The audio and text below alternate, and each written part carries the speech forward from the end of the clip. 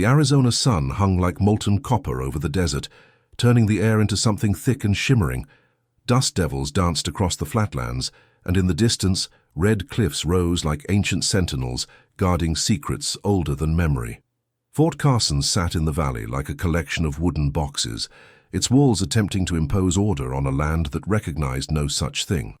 Bacho watched from the ridge above, his body still as stone, his eyes tracking the movement below with the patience of a hunting wolf. His warriors waited behind him, scattered among the rocks like shadows, but he barely registered their presence. His entire focus had narrowed to a single point, the carriage that had arrived at the fort's gates 3 days ago. He had seen many soldiers come and go. He had watched the fort expand, had observed the settlers arrive with their impossible dreams of taming land that would never be tamed. But he had never felt this pull, this inexplicable draw that made him return to this ridge day after day, watching. Her hair was the color of sunset fire. Bacho had first seen her stepping down from that carriage, and something in his chest had shifted. He was 30 years old, a chief of the Chiricahua Apache, known throughout the territory as the Wolf of the Mountains. Men feared him. Soldiers told stories about him around their fires. His name was spoken in whispers. He had led raids, had fought battles, had never bent his knee to any man or treaty. And yet here he was, watching a woman he had never spoken to, feeling something he could not name and did not want to examine too closely. "She is the general's daughter," his brother Nantan had told him yesterday, his voice carefully neutral. "They say she came from the east. They say she is promised to the captain, the one with yellow hair who barks orders like a small dog trying to sound fierce." Bacho had said nothing then. He said nothing now, but his eyes never left the fort. Below, the gates opened. 2 figures emerged on horseback, the woman with fire in her hair and the yellow-haired captain beside her. Bacho's jaw tightened. They were riding out away from the fort's protective walls toward the open land. Foolish, reckless. The desert did not forgive such mistakes, but Bacho was grateful for their foolishness. He moved silently down the ridge, his horse responding to the slightest pressure of his knees. The other warriors melted away without a word. They knew their chief, knew when to follow and when to remain unseen. This, they understood instinctively, was not about war or strategy, or the ongoing tension between their people and the soldiers. This was something else entirely.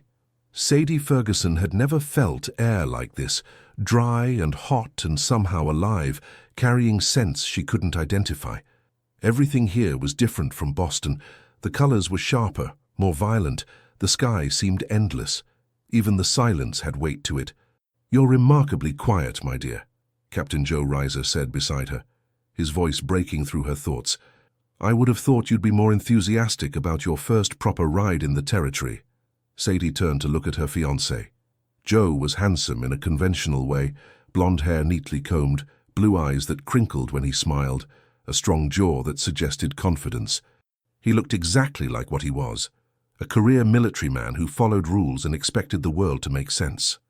"I'm simply taking it all in," she replied, keeping her voice pleasant. "It's so different from home." "You'll adjust," Joe said, with the certainty of someone who had never doubted his place in the world. "Give it time. Fort Carson has its charms, and once we're married, I'll make sure you have everything you need. Your father has been very generous in approving our engagement." Sadie nodded, though something in her chest tightened. The engagement had been arranged more than decided. Her father, General Michael Ferguson, had deemed Joe suitable, ambitious, loyal, from a good family. Sadie had been raised to understand duty, to know her role. At 21, she was expected to marry, to support her husband's career, to be the perfect officer's wife. She had accepted this. She had prepared for it. So why did she feel like she was riding toward a cage rather than a future? "Sadie, did you hear me?" She blinked. "I'm sorry, what?" Joe's expression showed mild irritation. "I asked if you wanted to ride to the creek or up toward those rocks, though perhaps we shouldn't go too far. Your father would have my head if anything happened to you." Sadie was about to respond when something made her look up toward the distant ridge. Her breath caught. A figure sat on horseback at the crest of a hill, silhouetted against the blazing sky. Even from this distance, she could see the proud set of his shoulders, the way he held himself with absolute certainty. His hair, long and black as midnight, moved in the wind like a living thing. She knew, without being told, that this was an Apache warrior, and not just any warrior. Their eyes met across the impossible distance. Time seemed to stop. Sadie forgot how to breathe. She forgot Joe beside her, forgot the fort behind them, forgot everything except those dark eyes that held hers with an intensity that made her skin flush hot despite the dry air. She had never been looked at like this, as if she were something rare, something worth crossing distances for, something desired. Sadie, Sadie, what are you looking at? Joe's voice seemed to come from very far away. She couldn't answer, couldn't look away. The warrior's horse began moving, walking slowly along the ridge, and he never broke eye contact with her. He was studying her, she realized, learning her, claiming her with his gaze alone. Her heart hammered against her ribs. Fear? No, not fear. Something far more dangerous. Sadie! Joe's hand grabbed her arm, shaking her. What the devil? He followed her gaze, and she heard him suck in a sharp breath. Lord in heaven, Apache, we need to go, now. But the warrior had already turned his horse, disappearing over the ridge as silently as he'd appeared. Did you see him? Joe's voice was tight with tension. Did you see how he was watching us? This is exactly why your father warned you not to venture out. These savages are everywhere, watching, waiting. We're going back to the fort, now. He grabbed her horse's reins and began leading them both back towards safety. Sadie let him, because she didn't trust her own voice. Her hands were shaking. Her entire body felt strange, as if she'd been touched by lightning and was still feeling the aftershocks. She didn't know his name, didn't know anything about him except that he was Apache and dangerous, and that when their eyes had met, something fundamental had shifted in her world. As they rode back to Fort Carson, Joe talking rapidly about security and protocols and the savage threat, Sadie remained silent. But in her mind, she was still on that ridge, still caught in that dark, fathomless gaze. She knew with certainty that both thrilled and terrified her that she would see him again. She would make certain of it. That night, Sadie lay awake in her small room in the officers' quarters, listening to the sounds of the fort settling into darkness. Her father's quarters were next door. She could hear his heavy footsteps as he prepared for bed, the rustle of papers as he reviewed reports. General Michael Ferguson was a formidable man, respected and feared in equal measure. He had brought Sadie west because he believed the frontier air would be good for her, because he wanted to oversee her marriage to Joe personally, because, though he would never admit it, he was lonely and wanted his daughter near. Sadie loved her father. She respected him, but she did not understand him, and he did not understand her. She rose from her bed and moved to the small window, pushing aside the rough curtain. The desert stretched out beyond the fort's walls, silver in the moonlight. Somewhere out there, in those mountains and mesas, the warrior lived. What was his name? What did he think when he looked at her? Had he felt what she felt? That inexplicable, impossible pull. Ridiculous, she whispered to herself. You're engaged, you have responsibilities, you don't even know him. But her words sounded hollow, even to her own ears. She thought of Joe, kind, predictable Joe, who saw her as a prize to be won, a suitable wife to enhance his military career. He had kissed her once, chastely, when her father had approved their engagement. It had been pleasant enough, appropriate. It had been nothing like the way she'd felt when the Apache warrior's eyes had captured hers. Sadie pressed her forehead against the cool glass. She had been raised properly, educated in the finest schools, taught to be a lady. She knew her duty. She knew what was expected. But that knowledge didn't stop the fire burning in her chest. It didn't stop her from making a decision that would have horrified everyone who knew her. Tomorrow she would find a way to go out again. Alone this time. And if he was watching, and somehow she knew he would be, she would not run away. Bacho returned to his people's camp in the mountains as the sun set, painting the sky in shades of blood and fire. The camp was small, 30 warriors and their families, hidden in a canyon where soldiers rarely ventured. They had learned to live with silence, to leave no trace, to move like ghosts through land that had once belonged entirely to them. His sister, Dahana, looked up from the fire as he approached. She was younger than him by 5 years, sharp-eyed and sharper-tongued, and she knew him better than anyone. "You went to watch the fort again," she said. Not a question, Bacho dismounted, tending to his horse with practiced movements. The soldiers are becoming careless. It is good to observe their patterns. Dahana returned to grinding corn, her expression skeptical. And this has nothing to do with the fire-haired woman who arrived 3 days ago? Bacho's hands stilled for just a moment. Dahana noticed. She always noticed. Nantan told me, she continued, her voice gentler now. He said you've been watching her, that you cannot look away. Nantan talks too much. Nantan worries about you. As do I. Dahana set aside her work and stood, moving to stand beside her brother. I have never seen you like this, Bacho. You are our chief, our wolf. You do not lose focus. You do not become distracted. But for 3 days you have thought of nothing but this woman. Bacho turned to face his sister, and for once he didn't hide what he was feeling. I know.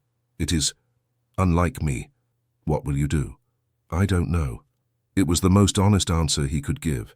He didn't know what he would do, what he could do. She was the general's daughter, promised to another man, living behind walls designed to keep people like him out. There were 1,000 reasons why he should forget her, ride away, focus on leading his people through these difficult times. But when he closed his eyes, all he saw was her face, her fire-colored hair, the way she had looked at him as if she, too, felt the world shifting beneath her feet. The old ones say, Dahana said quietly, that sometimes the spirits show us things we are meant to see, people we are meant to know. Perhaps this is one of those times. Perhaps, Bacho agreed. Or perhaps I am simply a fool. Dahana smiled. You have been called many things, brother. Fool has never been one of them. That night, Bacho lay beneath the stars, unable to sleep. Somewhere in the valley below, behind wooden walls and armed guards, the fire-haired woman was sleeping. Did she dream of him? Did she feel this same impossible pull? He had led warriors into battle. He had faced death without flinching. He had negotiated with generals and outsmarted cavalry units. But he had never felt as uncertain, as vulnerable as he did now. The moon rose higher, cold and distant. Bacho made a decision. If she came out again, if she ventured beyond those walls, he would not hide. He would not simply watch from a distance. He would meet her. And then he would see if this inexplicable connection was real, or merely the desert playing tricks on a lonely warrior's heart. 3 days passed before Sadie found her opportunity. 3 days of performing the role expected of her, smiling at Joe's jokes, attending her father's dinners with other officers, pretending everything was normal. But every moment she was planning, calculating, waiting. Her chance came on a bright morning when her father was called away to deal with a dispute between settlers, and Joe was assigned to lead a patrol to the southern boundary. Sadie waited an appropriate amount of time, then approached the stable boy with her most charming smile. I'd like to go riding, she told him. Just around the fort, I won't go far. The boy hesitated. Miss Ferguson, I'm not sure. I'll stay within sight of the walls, she lied smoothly. I simply need some air. Surely that's not too much to ask. The boy was 16 and easily swayed by a pretty woman's request. Within minutes, Sadie was riding out the gates, her heart pounding with a mixture of excitement and terror at her own audacity. She rode slowly at first, maintaining the pretense of staying close. But once she was beyond easy view, she urged her horse faster, heading toward the rocky hills where she had seen him 3 days ago. She didn't have a plan, didn't know if he would be there, or what she would do if he was. She only knew that she couldn't spend one more day locked behind those walls, playing a role, pretending she didn't feel this fire burning inside her. The desert opened up before her, vast and empty and beautiful in its harsh way. The morning sun was already hot, and she could feel sweat forming beneath her collar. She should turn back. This was madness. But she kept riding, and then she saw him. He sat on his horse in the shadow of a red cliff, as still as if he'd been carved from the stone itself, waiting, as if he'd known she would come. Sadie's breath caught. Her horse slowed to a stop of its own accord, as if sensing her uncertainty. For a long moment, they simply looked at each other across the distance. The Apache chief and the general's daughter, two people who should never have met, never have wanted what they couldn't have. Then Bacho began moving toward her, slowly, deliberately. His horse walked with the same measured patience, closing the space between them with each step. Sadie's instinct screamed at her to run. Everything she'd been taught, every warning she'd heard about the Apache, told her to turn her horse and ride back to the fort as fast as possible. But she didn't move. He circled her, his dark eyes taking in every detail, her copper hair pinned up beneath her riding hat, the practical but well-made dress she wore, the way her hands trembled slightly on the reins. She felt exposed, studied, as if he could see straight through to her soul. Sadie forced herself to breathe. "Do you speak English?" His eyes met hers, and for a moment she thought he wouldn't answer. Then he spoke, his voice deep and accented but clear. "Yes. What's your name?" Another pause. "Bacho. Bacho," she repeated, and something about saying his name out loud made this real in a way it hadn't been before. "I'm Sadie. I know who you are." He continued circling, like a wolf assessing prey, or a mate. "The general's daughter, promised to the yellow-haired soldier. How do you—" But of course he knew. These warriors knew everything that happened in the valley. "Yes, I'm engaged to Captain Reiser. But you came here alone." It wasn't a question. His eyes held hers with an intensity that made her skin flush. "Why?" Sadie swallowed hard. What could she possibly say? That she'd been thinking about him for 3 days? That his gaze had haunted her dreams? That she'd risked everything just for the possibility of seeing him again? "I don't know," she whispered. "I just needed to." Bacho dismounted in one fluid motion. After a moment's hesitation, Sadie did the same, her legs slightly unsteady as her feet hit the ground. They stood facing each other, close enough now that she could see the details she'd missed from a distance. The strong lines of his face, the small scar above his left eyebrow, the way his long black hair was held back by a strip of leather. He was beautiful in a wild, untamed way that made her chest ache. "You should not be here," he said, but his voice was soft, almost gentle. "It is dangerous. Because of you. Because of everything. This land. My people. Your people. The distance between us." He took a step closer and Sadie's breath quickened. "But you came anyway." "Yes." "Why?" he asked again. And this time there was something raw in his voice, something vulnerable beneath the warrior's exterior. Sadie met his eyes directly. "You know why." For a long moment, they stood in silence, the desert wind moving around them, carrying the scent of sage and dust and possibility. Then Bacho raised his hand, slowly, giving her time to move away if she wanted. She didn't move. His fingers touched her cheek, barely a whisper of contact, as if he couldn't quite believe she was real. Sadie's eyes fluttered closed. No one had ever touched her like this, with such reverence, such careful wonder. His hand moved to her hair, finding the pins that held it in place. One by one he removed them, letting her copper curls fall free. She heard his sharp intake of breath. "Like fire," he murmured in his own language, then in English. "You are like fire." Sadie opened her eyes to find him staring at her, with an expression that made her heart stop. Hunger, yes, but also something deeper. Recognition, as if he'd been searching for her without knowing it, and now that he'd found her, everything else had fallen away. "I don't understand this," she said, her voice shaking. "I don't understand what I'm feeling." "Neither do I." His hand cupped her face, his thumb tracing her jawline. "But I have been watching you for 3 days. I have thought of nothing else. You have haunted me, Fire Woman." "Sadie," she corrected softly. "My name is Sadie. Sadie." The way he said her name, careful, deliberate, as if it were something precious, made her knees weak. "You must go back now, before they come looking for you." "Will I see you again?" The question hung between them. Bacho's expression was tortured. "You should not. This path leads nowhere good.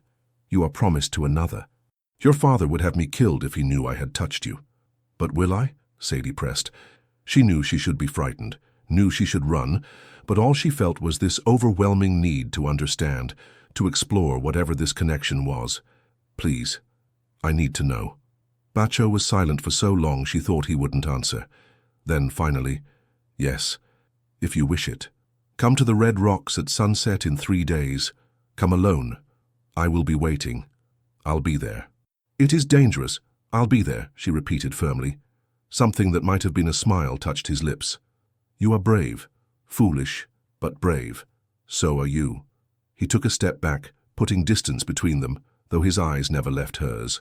3 days at sunset. Now go before someone sees. Sadie gathered her reins with trembling hands and mounted her horse. She wanted to say something more, something to capture the enormity of what was happening, but words seemed inadequate. As she turned to ride away, Bacho spoke again. Sadie, she looked back, I am called the Wolf of the Mountains. Men fear me. But when I look at you, he paused, as if the admission cost him something. When I look at you, I feel something I have never felt. I do not have a name for it. Sadie felt tears prick her eyes. Neither do I, but I feel it too. She rode back toward the fort, her heart racing, her mind spinning. Behind her, she knew Bacho was watching until she disappeared from view. The thought sent warmth spreading through her chest. 3 days. She had to wait 3 days. It felt like an eternity. General Michael Ferguson was waiting when Sadie returned to the fort. His face was carved from granite, his eyes hard. Where were you? Sadie had prepared her lie. I went riding just around the perimeter. I needed some air, Father. The stable boy said you rode out over an hour ago. That's hardly around the perimeter. I lost track of time. I'm sorry. Her father studied her for a long moment. Sadie forced herself to meet his gaze steadily, to show nothing but innocent contrition. Finally, he sighed. Sadie, you must understand the danger. This isn't Boston. Out here, threats are real and immediate. The Apache... I know, Father. Do you? Because your behavior suggests otherwise. He rubbed his temples, suddenly looking older. You're my only child. Your mother. He stopped, clearing his throat. Your mother would never forgive me if something happened to you, and Joe would be devastated. Guilt twisted in Sadie's stomach. Joe. She had barely thought of him since seeing Bacho. I'll be more careful, she promised. I won't go out alone again. It was another lie, but her father nodded, accepting it. See that you don't. Now go freshen up. Joe will be back soon, and he'll want to see you at dinner. Sadie escaped to her room, closing the door and leaning against it. Her hands were still shaking. She moved to her mirror and saw that her hair was disheveled, her cheeks flushed. She looked like a woman who had been touched by something wild and dangerous. She looked alive. For the first time in her carefully ordered life, she felt truly alive. 3 days, she thought. Then, what am I doing? But she already knew the answer. She was choosing herself, choosing desire over duty, choosing the unknown over the safe path laid out before her. She was choosing Bacho. And heaven help her, she didn't care what it cost. That evening at dinner, Sadie played her role perfectly. She smiled at Joe's stories from the patrol, listened attentively to her father's discussion of fort business, asked appropriate questions about settlement negotiations. But inside, she was somewhere else entirely. She was in the desert, feeling Bacho's hand against her face. She was hearing his voice say her name with that careful reverence. She was counting down the hours until she could see him again. Sadie, you've barely touched your food. She looked up to find Joe watching her with concern. I'm sorry. I'm just tired, I think. The heat affects me more than I expected. You'll adjust, Joe said confidently. We all do. Actually, I wanted to talk to you about something. I've been thinking, why wait? We could be married next month. I've already spoken to your father, and he agrees it's a sound plan. Sadie felt as if she'd been plunged into ice water. Next month? That's very soon. What's to be gained by waiting? Joe reached across the table and took her hand. His touch felt wrong, too warm, too familiar, too expected. Nothing like the electric shock she'd felt when Bacho had touched her. I want you as my wife, Sadie. I want to begin our life together. Don't you want that too? She looked at Joe's earnest, handsome face. He deserved honesty. He deserved a woman who loved him, who wanted the life he was offering. But Sadie had discovered something about herself today. She discovered that beneath the proper exterior, beneath years of training in what was appropriate and expected, there lived a woman who wanted more, who needed more. A woman who would risk everything for a chance at something real. Can we discuss this later? She asked softly. I really am very tired. Joe looked disappointed but nodded. Of course. You rest. We'll talk tomorrow. As Sadie prepared for bed that night, she looked out her window toward the distant mountains. Somewhere out there, Bacho was thinking of her, She was certain of it. 3 days felt like an eternity. But she would wait, and when the time came, she would ride out to meet her wolf in the desert, consequences be damned. The next 3 days passed in agony. Sadie moved through her routine like an actress playing a role, saying the right things, wearing the right smiles, all while her mind was miles away in the desert. Joe had become more attentive, more possessive. He accompanied her everywhere, as if sensing some shift he couldn't name. He talked constantly about their future, the house they would have, the children they would raise, the advancement opportunities in his career. With each word, Sadie felt the walls closing in tighter. Her father, meanwhile, had increased security around the fort. There had been reports of Apache activity in the hills, he said. Nothing to worry about, but prudence was wise. Sadie wondered if Bacho was out there, watching, waiting as impatiently as she was. On the 3rd day, Sadie couldn't eat, couldn't concentrate. Every minute felt like an hour. Joe noticed her distraction at lunch and pressed his hand to her forehead, concerned about fever. She assured him she was fine, just adjusting to the climate. The lie tasted bitter on her tongue.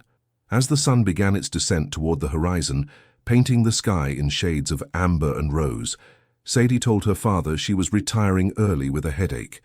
She watched from her window as he left for an evening meeting with his officers. She watched Joe head to the mess hall with the other soldiers. Then she moved quickly. She had prepared carefully this time, wearing a simpler dress that allowed for easier riding, leaving her hair in a single braid, bringing water. She slipped out the back way, keeping to the shadows, her heart hammering so hard she was certain everyone could hear it. The stable boy was nowhere to be seen. Sadie saddled her horse with trembling hands, grateful for the riding lessons she'd had as a girl. Within minutes she was riding through the gates, nodding casually to the guard as if she had every right to leave. "Just a quick ride before dark, miss," the young soldier called. "Yes, I'll be back soon." Another lie. But this one felt different. This one felt like the first true thing she'd said in days. She rode hard toward the red rocks, the setting sun turning the desert into something magical, all gold light and long shadows, the air finally cooling after the day's heat. Her horse seemed to sense her urgency, moving faster than usual, as if understanding that this was important. The red rocks rose before her like cathedral walls, and there, in the shadow of the largest formation, Bacho waited. He was on foot this time, his horse tethered nearby. As Sadie dismounted, she saw that he had brought things: a blanket spread on the ground, a leather water skin, even some dried meat wrapped in cloth. He had prepared for her. "You came," he said simply. "Did you doubt I would?" "Yes." His honesty surprised her. "Every moment since we last spoke, I doubted. I thought you would come to your senses, return to your safe life, forget the Apache wolf who dared to touch you." Sadie walked toward him, closing the distance between them. "I tried. I spent 3 days trying to be sensible, to do what was expected, but I couldn't stop thinking about you." "Nor I you." Bacho's expression was intense, almost pained. "Sadie, before we go further, you must understand what we are doing is dangerous, not just because of your father or your promised husband, but because," he gestured between them, "because there is no path forward for us. My people and yours are at war, not always with bullets, but with everything else. You are meant for a different life than I can offer." "I know. And yet you came. And yet you waited." Sadie reached out and took his hand. It was the first time she had touched him, and the contact sent electricity racing up her arm. "I don't know what this is between us, Bacho. I don't know if it's madness or fate or something else entirely. But I know that when I'm with you, I feel more myself than I've ever felt, and that has to mean something." Bacho turned her hand over in his, studying her palm as if reading her future there. "In my language, we have a word, Iba. It means something like home, but deeper. It is the feeling of belonging, of being where you are meant to be. When I see you, I feel Iba. But how can that be? You are everything I should not want." "Then we match," Sadie said softly. "Because you are everything I should not want either. And yet, he echoed. They sat on the blanket as the sun continued its descent, painting the sky in impossible colors. At first they were quiet, simply adjusting to each other's presence. Then Bacho began to speak, his voice low and measured. I will tell you my truth, he said, so you know who I am, what I am. And he did. He told her about growing up in these mountains, about watching his people's land slowly taken by settlers and soldiers. He told her about becoming chief at 22, when his father fell in battle, about learning to negotiate, to fight, to lead his people through impossible times. He spoke of the weight of responsibility, of the constant struggle to keep his people safe while maintaining their dignity and independence. I am not a good man by your people's standards, he said quietly. I have fought. I have taken things that were not mine. I have done what was necessary to protect my own. The soldiers fear me because I have given them reason to fear. Does this frighten you? Sadie thought carefully before answering. It should. I was raised to see your people as savage, as the enemy. But when I look at you, I don't see a savage. I see a man trying to protect what he loves. I see someone who carries the weight of his people's survival. And I see— She paused, then continued. I see someone who looks at me like I matter, like I'm more than just a general's daughter or a suitable wife. You see me, Bacho. The real me. His hand found her face again, that same gentle touch that made her heart race. Tell me your truth now. Who is Sadie Ferguson when she is not playing a role? So she told him. About growing up in Boston society, about her mother dying when she was 12, about her father throwing himself into his military career and taking her with him from post to post, about learning to be what others expected, proper, pleasant, appropriate, about the engagement to Joe that she had accepted because it was time, because it was expected, because she didn't know what else to do with her life. I feel like I've been asleep, she said, just going through motions, following a path laid out for me, and then I saw you and it was like waking up. Suddenly I wanted things, felt things. I want to know what it's like to make my own choices, even if they're wrong, even if they're dangerous. And is this what you choose, this moment? Me? Sadie turned to face him fully. The sun had set now, leaving them in the soft blue light of dusk. Yes, I choose this. I choose you. Even if it's just for this moment, even if it can't last. I choose you. Something in Bacho's expression shifted, broke open. He pulled her close, and Sadie went willingly, letting herself be held against his chest, feeling his heart beating as wildly as her own. His arms wrapped around her with a fierceness that should have frightened her, but instead made her feel safe, protected, cherished. I want to show you something, he said after a long moment. But we must ride, and it will be dark. Do you trust me? It was an impossible question. They barely knew each other. Their peoples were enemies. She should say no, should ride back to the fort before she was missed. But Sadie found herself nodding. Yes, I trust you.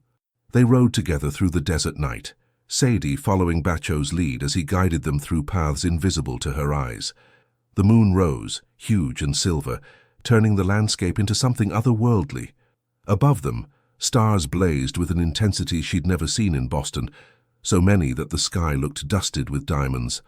After perhaps an hour, they reached a canyon she hadn't known existed.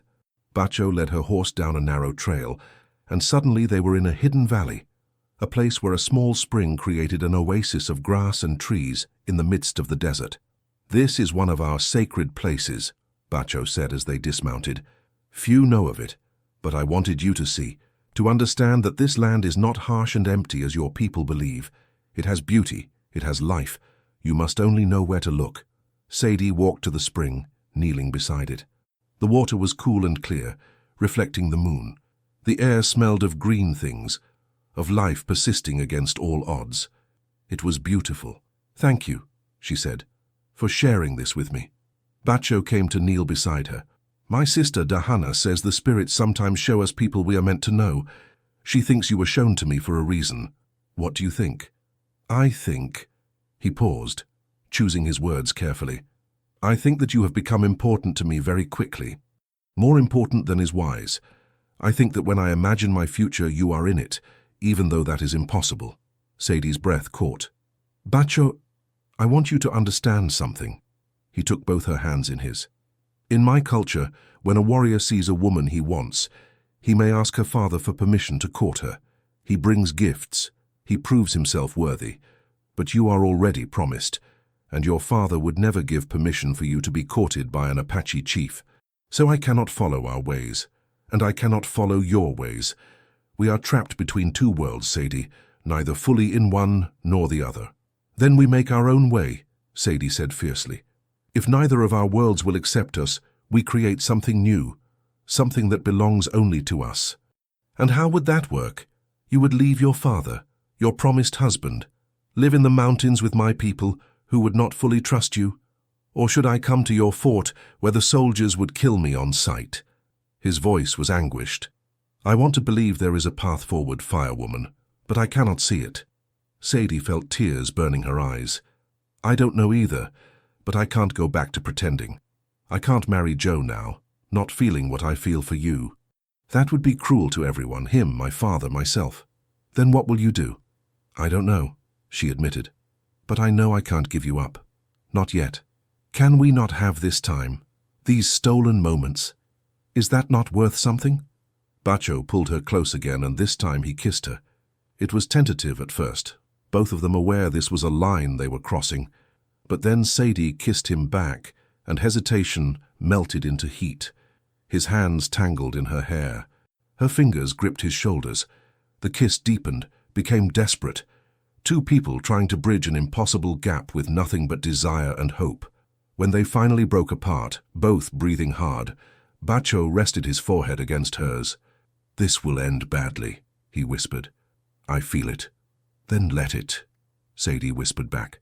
But let us have this first. Please. They stayed in the hidden canyon until the moon began to set, talking about everything and nothing.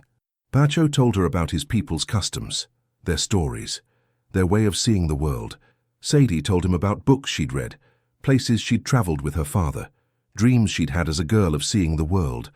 They were learning each other, these two impossible people, finding connection in the spaces between their words. Finally, reluctantly, Bacho said they must go. They will have noticed your absence by now. There will be consequences. I know. Sadie stood brushing dust from her dress. When can I see you again? This is dangerous. When? She insisted. Bacho looked at her for a long moment. Then, 2 days. Here, at the Red Rocks. Sunset again. I'll be there. As they rode back toward the fort, Bacho suddenly stopped his horse. Sadie, whatever happens, know that you have given me something I thought I would never have. Hope. The feeling that perhaps there is more to life than duty and survival. You have woken something in me, too. Sadie felt tears slip down her cheeks. Then we're even. They parted at a distance from the fort, where her approach would not be visible. Sadie watched Bacho disappear into the darkness, already missing him, already counting the hours until she could see him again. She rode through the gates expecting trouble, expecting anger, and she found it. Her father was waiting, his face thunderous. Joe stood beside him, looking devastated. And suddenly Sadie understood that everything was about to change. Where? Her father said, his voice dangerously quiet. Have you been? Sadie straightened her spine. She had crossed too many lines tonight to turn back now. I went riding, she said calmly. I needed to think. For 4 hours? In the dark? Without telling anyone? Her father's voice rose. Have you lost your mind? Do you have any idea what could have happened to you? I'm fine, Father. I'm perfectly safe. Safe? Joe stepped forward, his face anguished.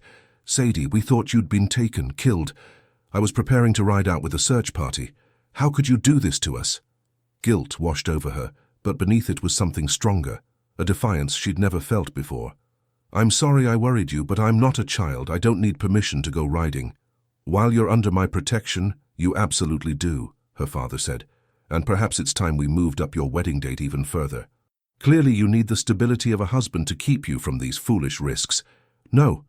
The word came out stronger than Sadie intended. Her father stared at her. Excuse me? No. I don't want to move up the wedding. She took a deep breath, feeling the world tilt beneath her feet. I need time to think about whether I want to get married at all. Joe made a sound like he'd been punched. Her father's face went from red to white. How you will go to your room, the general said, each word clipped, and you will stay there until you come to your senses. We will discuss this in the morning when you're thinking clearly. Sadie wanted to argue more, but she was exhausted, physically and emotionally drained. She nodded and walked toward her quarters, feeling Joe's and her father's eyes boring into her back. As she closed her door, she heard Joe's voice, thick with hurt. "What happened to her, sir? This isn't the woman I agreed to marry." Her father's response was too quiet to hear.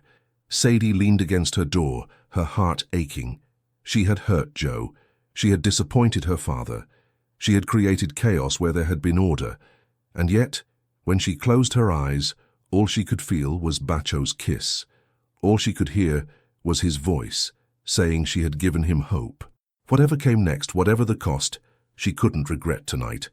She had finally, truly lived, and she would do it again in 2 days, consequences be damned. The next morning, Sadie was summoned to her father's office. She went with her head high, preparing for battle. General Ferguson sat behind his desk, looking older than she'd ever seen him. Joe stood by the window, his back to the room. "Sit," her father said. Sadie sat. "I've been thinking all night," the general began, "trying to understand what's happened to you. You've always been sensible, obedient, a good daughter, and suddenly you're sneaking out at night, questioning your engagement, behaving in ways I don't recognize. Maybe you never really knew me," Sadie said quietly. Her father flinched. "Then help me understand now. What's going on, Sadie? What's changed?" Sadie looked at Joe's rigid back, at her father's tired face. They deserved honesty, even if it hurt. "I've realized something," she said carefully. "I've spent my whole life being what everyone else wanted me to be, the good daughter, the proper lady, the suitable wife. But I don't know who I am when I'm not playing those roles, and I need to find out before I commit my life to someone else." Joe finally turned around. "Is there someone else?" Sadie's heart stuttered. "What? Is there someone else?" Joe repeated, his voice hard. "Because that's the only explanation I can think of for this sudden change. You've met someone." "Joe, don't lie to me, Sadie. I may not be the smartest man, but I'm not blind. You've been different since we arrived here. Distracted. Distant. So I'll ask you directly. Have you developed feelings for another man?" Sadie looked at her father, then back at Joe. She could lie, should lie, but she was so tired of deception. "Yes," she said simply. The word fell like a stone into still water. Joe's face crumpled. Her father stood up so abruptly his chair fell backward. "Who?" the general demanded. "Which soldier has dared—" "It's not a soldier." Her father went very still. "Then who?" Sadie took a deep breath. This was it. The moment where she either chose truth and chaos or retreat and safety. She looked at her hands, at the ring Joe had given her that suddenly felt like a shackle. "It doesn't matter who," she said. "What matters is that I can't marry Joe. It wouldn't be fair to him. I'm sorry, I'm so sorry for the pain I'm causing, but I can't go forward with this engagement." She slipped the ring off her finger and held it out to Joe. He stared at it like it was a snake. "Keep it," he said bitterly. "A reminder of what you're throwing away, a good life, security, a man who loved you." He turned to her father. "With your permission, sir, I'd like to be excused." "Granted." Joe walked out without looking back. Sadie felt tears burning her eyes but refused to let them fall. Her father slowly righted his chair and sat down, suddenly looking every one of his 53 years. "Tell me it's not what I think," he said quietly. "Tell me you haven't been fool enough to involve yourself with an Apache." Sadie's silence was answer enough. Good God. Her father put his head in his hands. "How? When? Sadie, do you understand what you've done? The danger you've put yourself in? These people are not civilized." They are people," Sadie interrupted, "just like us. Trying to survive, trying to protect what they love. They're the enemy, only because we made them so." Sadie stood, her own temper finally breaking. "We came here and took their land. We pushed them into smaller and smaller territories. We broke treaties and killed their people. And then we call them savage when they fight back. How is that fair? How is that right? This isn't about politics or morality," her father said, his voice rising to match hers. "This is about your safety, your future. You cannot have a life with an Apache warrior, Sadie. It's impossible. His people would never fully accept you. My world certainly won't accept you if you choose this path. You'll be ruined, an outcast. Is that what you want? I want to make my own choices, even if those choices destroy you. Even then." Sadie felt tears streaming down her face now. "Father, I love you. But I can't live my life according to your plans anymore. I can't marry a man I don't love just because it's appropriate. I can't pretend to be someone I'm not just to make everyone comfortable. I need more. I deserve more. And you think you'll find more with a savage in the desert? Sadie flinched at the word. Don't call him that. Her father's eyes narrowed. Him. So there is a specific him. Who? Which warrior has been bold enough? His face changed as realization struck. The one they call the Wolf, Bacho. I've heard my men speak of him. They say he's the most dangerous Apache in the territory, cunning, ruthless, and you— He looked at her with something like horror. You've been meeting with him. Sadie said nothing, which was confirmation enough. I could have him killed, her father said quietly. One word from me and every soldier in this fort would hunt him down. No.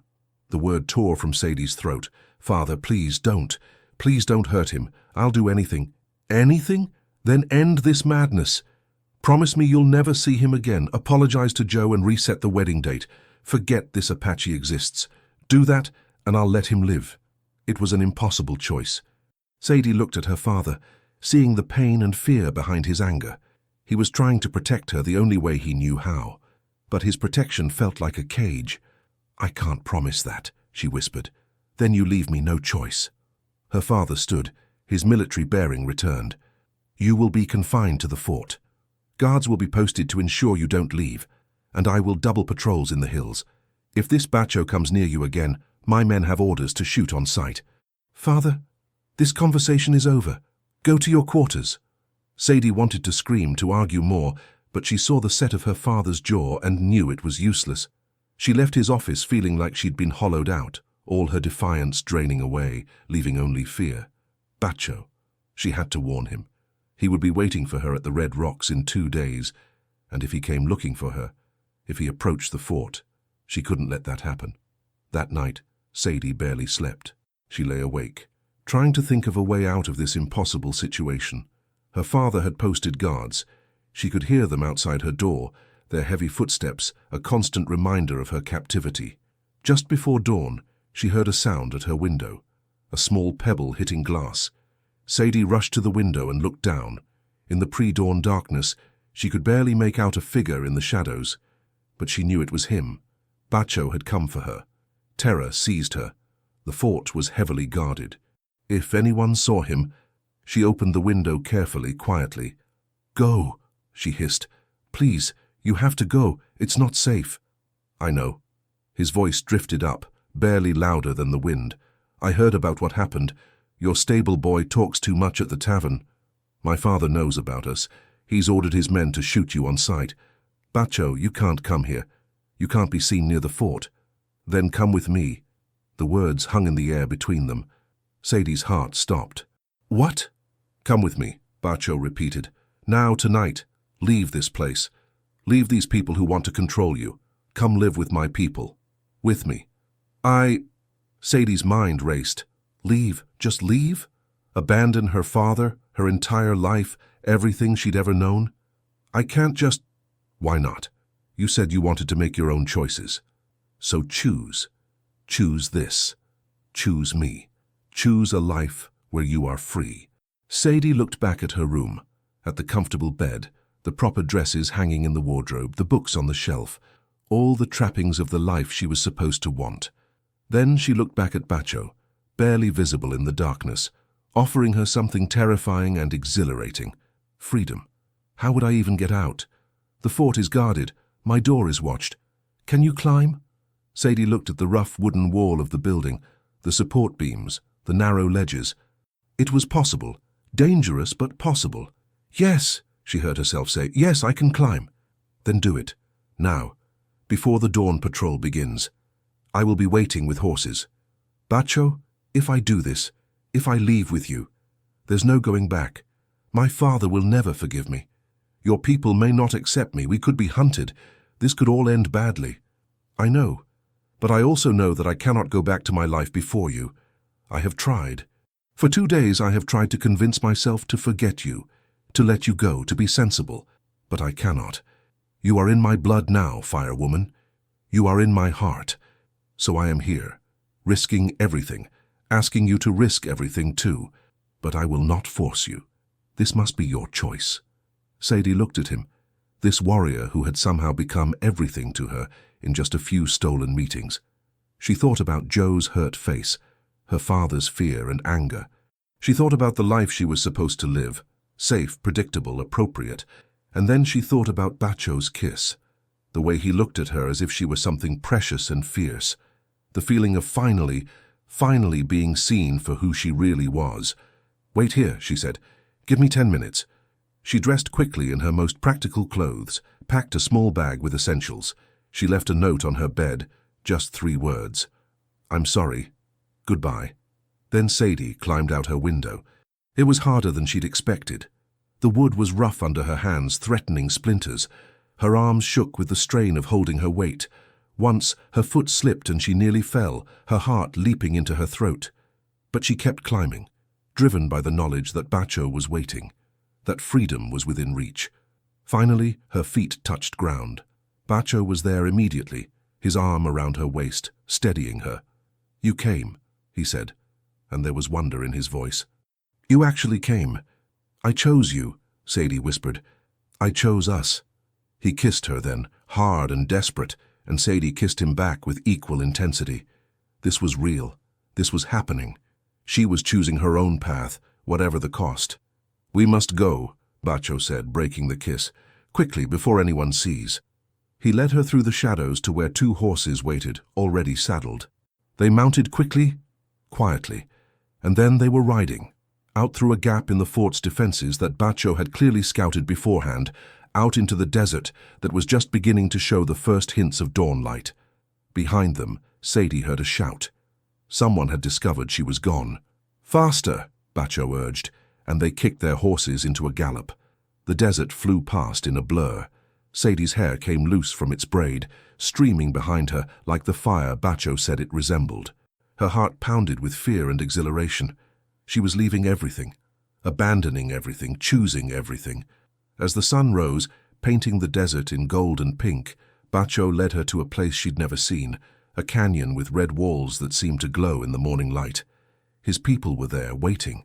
Sadie saw faces turn toward her, Apache warriors and their families, watching this white woman arriving with their chief. She saw suspicion in some eyes, curiosity in others, outright hostility in a few. An older woman approached, her face weathered like the desert itself. She studied Sadie for a long moment, then looked at Bacho and said something in their language. Bacho responded, his voice firm. The woman looked back at Sadie, then smiled. Just a little. "She is my sister, Dahana," Bacho told Sadie. "She says you must be brave or foolish to come here. I told her you are both." Dahana said something else, gesturing toward a shelter. "She says you may be the general's daughter, but if you are to live with us, you must learn our ways. You must work. You must contribute. There are no ladies here, only people trying to survive. Can you do this?" Sadie looked at the camp, at these people who had every reason to hate her. She thought of her comfortable life at the fort, the easy path she'd rejected. "Yes," she said, "I can do this. I will do this." The first weeks were harder than anything Sadie had ever experienced. Her hands, which had only ever held books and teacups, blistered from gathering wood and grinding corn. Her back ached from carrying water from the spring. The sun burned her pale skin until Dahana showed her how to make a protective mixture from plants. The language was difficult, full of sounds she struggled to make. The customs were strange. The food was different. Everything was different. But Bacho was there. Every night after the day's work was done, he would find her. They would sit together, talking in low voices, him teaching her words in his language, her telling him stories about her old life. Slowly, carefully, they were building something new together. And slowly, carefully, the people began to accept her. It started with the children who were less bound by suspicion. They giggled at her attempts to speak their language, helped her learn, included her in their games. Then the women began teaching her how to prepare food, how to tan hides, how to move through the desert without leaving obvious tracks. Even the warriors, who had been most suspicious, gradually warmed to her. She proved she wasn't fragile, that she could work, that she respected their ways. 2 months after her arrival, Bacho took her hand one evening and led her away from the camp to a high ridge where they could see for miles in every direction. I need to tell you something, he said. Sadie's heart clenched. What is it? Your father has been searching for you. There have been patrols. Questions asked at every settlement. He has offered a reward for information about your whereabouts. I know. I expected that. Sadie. Bacho turned to face her fully.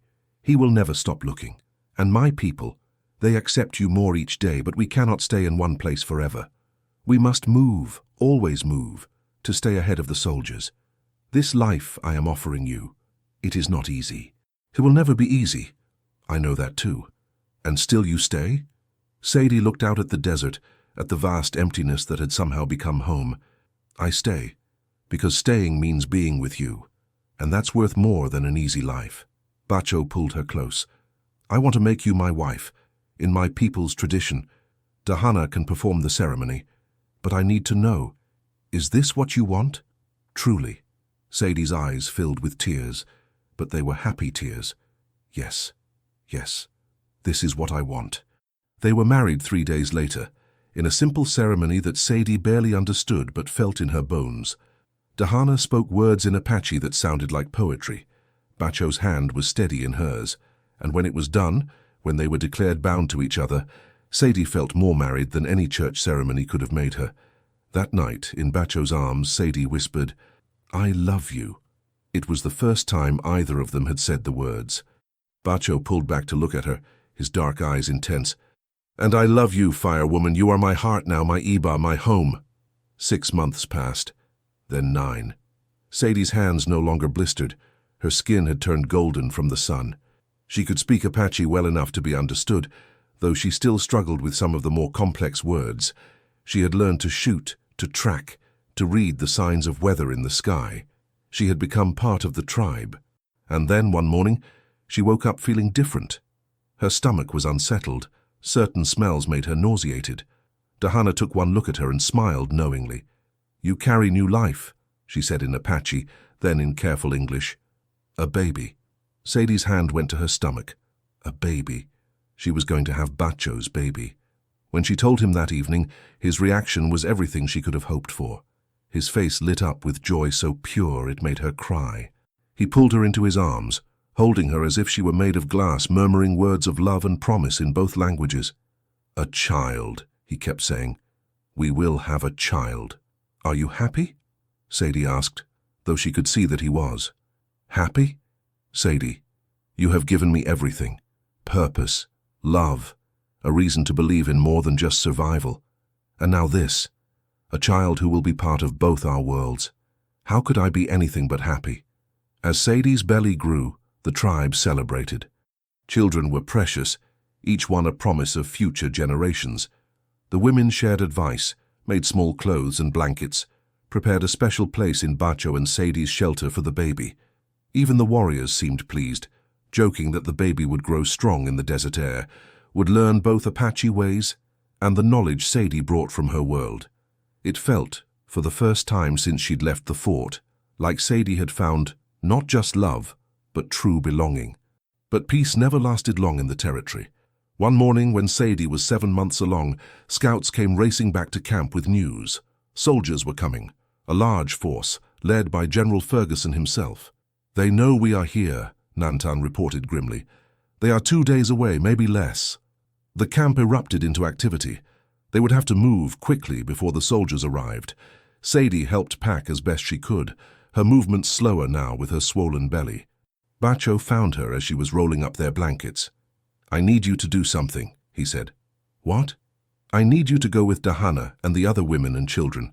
We're sending them deeper into the mountains, to a place the soldiers cannot easily follow.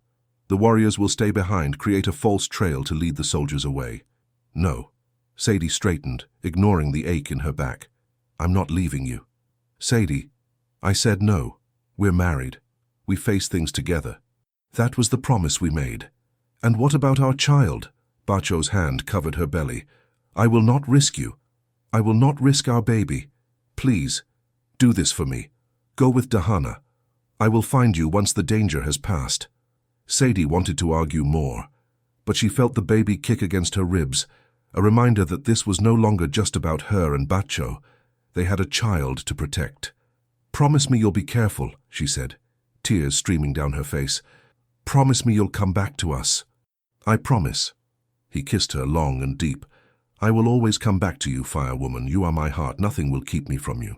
She watched him ride away with the other warriors, her hand on her belly, praying to gods she wasn't sure she believed in anymore that he would keep his promise. The women and children traveled for 2 days, moving through narrow canyons and across rocky ground that left little trace. Dahana led them to a hidden valley, not the one with the spring where Bacho had first brought Sadie, but another deeper in the mountains.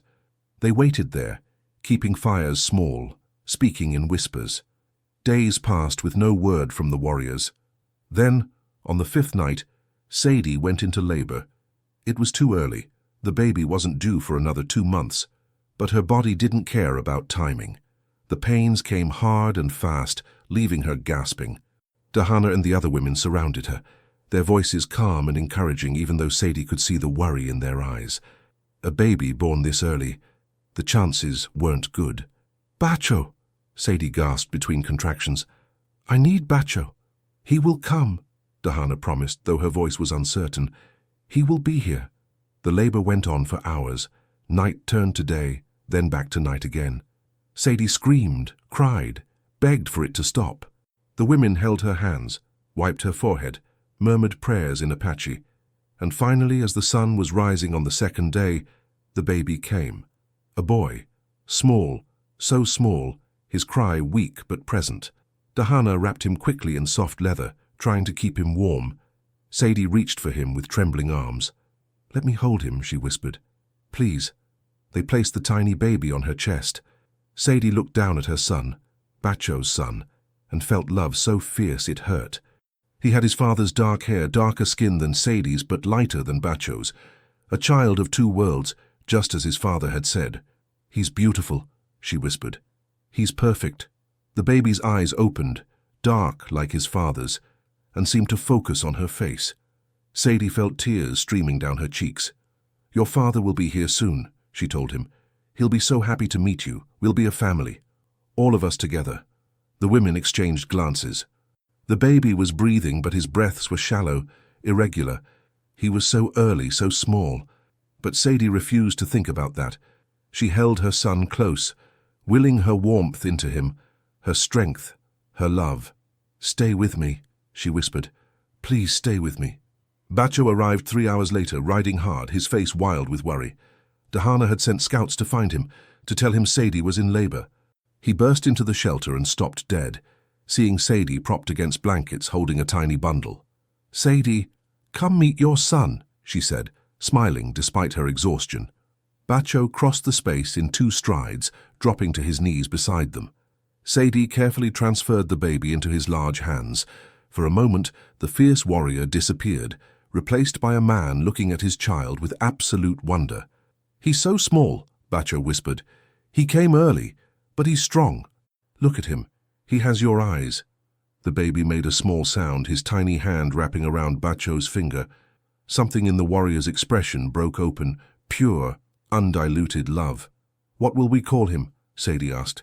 Bacho thought for a moment. "In my language there is a name, Kai. It means willow tree. Willows bend but do not break. They grow where others cannot. They survive." He looked at Sadie. "He is Kai, our survivor, our bridge between worlds." "Kai," Sadie repeated. "It's perfect." They sat together, the 3 of them, as the sun rose higher. Bacho held Sadie with one arm and their son with the other, and for those perfect moments, nothing else existed. "The soldiers," Sadie finally asked. "We led them north, away from here. Your father was with them. I saw him." Bacho's voice was quiet.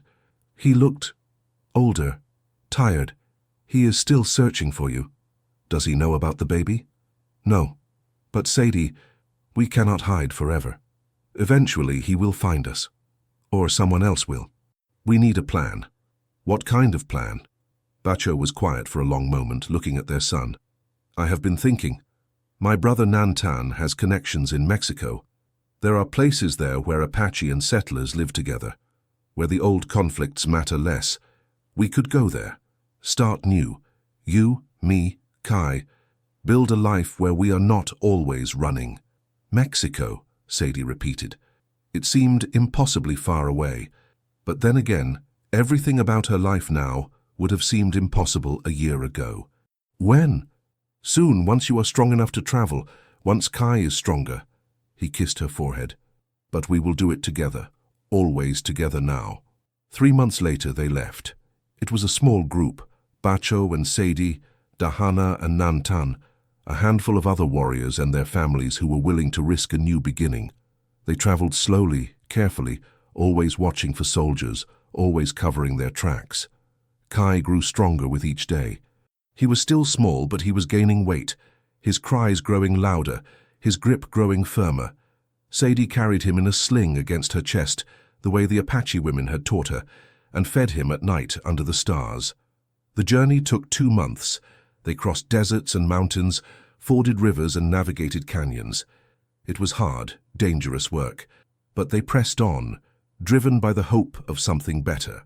Finally, they reached the settlement Nantan had told them about, a small community in northern Mexico, where Apache families lived alongside Mexican families, where the old divisions had begun to soften through necessity and proximity. It wasn't paradise, but it was a start. Bacho found work as a guide, using his knowledge of the land to help settlers navigate the territory safely. Sadie, to her surprise, found herself helping to teach children, both Apache and Mexican, to read and write in multiple languages. Her education, once seemingly useless in her new life, suddenly had value. Dahana and Nantan built a home near theirs. Other families from their band arrived over the following months, drawn by word that there was a place where Apache could live without constant fear. And Kai grew. He learned to sit up, to crawl, to take his first wobbling steps. He spoke his first words in a mixture of Apache and English. He played with children of different backgrounds, learning early that the world was bigger and more complicated than any single story. One evening, as Sadie sat watching the sunset with Kai in her lap and Bacho beside her, she felt something she hadn't felt in a long time. Peace. Do you ever regret it? Bacho asked quietly. Leaving your old life? Sadie thought about her father, wondered if he was still looking for her, if he ever would. She thought about Joe, hoped he had found someone who could love him properly. She thought about Boston, about the life she'd been raised to live. No, she said honestly, I don't regret it. This, you Kai, this life we're building, this is what I was meant for. I just didn't know it until I found you. Bacho pulled her close, Kai giggling between them. I love you, firewoman. And I love you, my wolf. As the sun set over the Mexican desert, painting the sky in shades of fire, Sadie felt grateful for every choice that had led her here, for the courage to leave safety behind, for the strength to build something new, for the love that had made it all possible. She had been the general's daughter, promised to a captain, but she had become something more, a mother, a wife, a bridge between worlds, a woman who had chosen her own path despite the cost. And she had never been happier. 5 years later, a man arrived in their settlement asking questions. He was dressed in civilian clothes, but he carried himself like a soldier. People directed him to Bacho and Sadie's home, where Sadie was teaching a small group of children their letters. She looked up to see him standing in the doorway, and her breath caught. Father. General Michael Ferguson looked older, much older. His hair had gone completely grey. New lines creased his face. But his eyes were the same, and they filled with tears when he saw her. Sadie, my Sadie, I've been looking for you for so long. Sadie stood slowly, her heart pounding. Kai appeared at her side, 5 years old now, tall for his age, with his father's dark eyes and his mother's fire-colored hair. Who is he, Mama? Kai asked in English. This, Sadie said carefully, is your grandfather. General Ferguson stared at the boy, at his daughter, at the simple but sturdy home she'd built. You have a child. I have a son, Kai, and a husband. She gestured to where Bacho had appeared in the doorway, alerted by voices. You remember Bacho. The two men looked at each other, the general and the Apache chief. Years ago they would have been enemies. Now they were connected by the woman they both loved. I'm not here to take you back, the general said finally, his voice rough. I know I've lost that right. I know you've built a life here. He swallowed hard. I needed to see that you were alive, that you were safe, that you were happy. "I am," Sadie said softly. "All of those things. I'm sorry for the pain I caused you, Father. I'm sorry I left the way I did, but I'm not sorry for the choice I made." "Neither am I," her father admitted. "Not anymore. I was wrong. About so many things. About what you needed. About these people." He looked at Bacho. "About what it means to love someone enough to let them go." Kai tugged on Sadie's skirt. "Is he going to stay, Mama?" Sadie looked at her father. "Would you like to stay for supper, Father? Meet your grandson properly?" General Ferguson nodded, unable to speak. Sadie took his hand and led him inside, Kai chattering excitedly about his grandfather, already making plans to show him his favorite places. That evening they sat together around the fire, Apache and White, old enemies and new family, the past and the future, all gathered in one place. The general held his grandson and listened to him speak in 2 languages. He watched his daughter move with confidence and joy. He saw the way Bacho looked at Sadie with love and respect and partnership, and slowly, painfully, he began to heal. He couldn't stay. His life was still in the United States. His position still demanded his presence, but he promised to return. And he kept that promise, visiting twice a year, bringing gifts and stories, building a relationship with the grandson he'd never expected to have. Years later, when people asked General Michael Ferguson about his daughter, he would tell them the truth. She had found her own path, made her own choices, built her own life. She had married an Apache chief and raised a son who belonged to both worlds and was limited by neither. She had become more than he could have imagined, not despite his expectations, but because she'd had the courage to exceed them. And Sadie, sitting on her porch in Mexico with Bacho beside her and Kai playing in the yard, sometimes thought about that girl who had arrived at Fort Carson so many years ago. That girl who had been so certain of her path, so resigned to her fate. She would barely recognize the woman she'd become, but she wouldn't trade a single moment of the journey that had brought her here, to this life, this love, this impossible, beautiful freedom. She had been promised to a captain, but she had chosen a wolf, and in choosing him, she had chosen herself. The end. Dear listener, maybe no one told you today, but your breath is still a revolution. Your hands, with all they've held and let go of, are still instruments of tenderness. And your heart? It didn't grow quieter with time. It simply learned to speak in deeper tones. You are not a chapter that's closed. You are the embers of a fire still burning. Low, yes, but steady and sacred. This story, of a woman who walked away from certainty into the arms of a forbidden love, was not written only for her. It was written for you, for every soul who has ever whispered, "I want more," even now, especially now.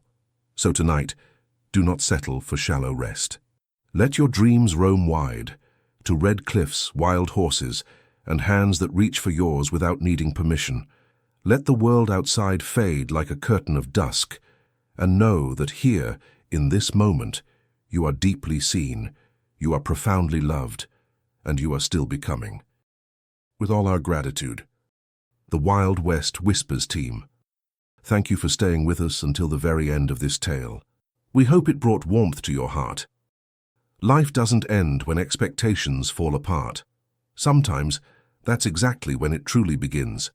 Please don't forget to subscribe, like, leave a comment, and share this video. Help us grow this space of love and storytelling. From the bottom of our hearts, thank you.